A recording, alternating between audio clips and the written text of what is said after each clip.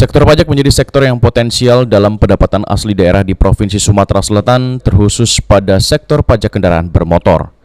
Kepala Bidang Pajak Badan Pendapatan Daerah Sumatera Selatan, Emi Surawahyuni, mengatakan pendapatan asli daerah atau PAD bersumber dari berbagai sektor, seperti retribusi daerah, pajak daerah, dan penerimaan lain-lainnya yang sah.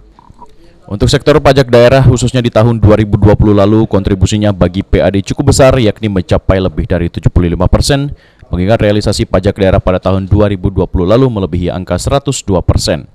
Seiring dengan melandainya pandemi dan banyaknya program seperti pemutihan pajak kendaraan bermotor hingga tahun 2021 ini, minat masyarakat membayar pajak meningkat hingga 500 juta rupiah per hari.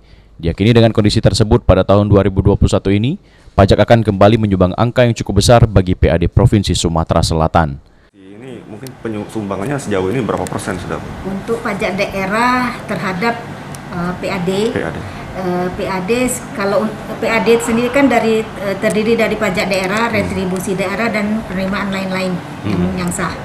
Nah, untuk pajak daerah sendiri itu kontribusinya besar sekali terhadap PAD. Sandi Pratama, PAL TV.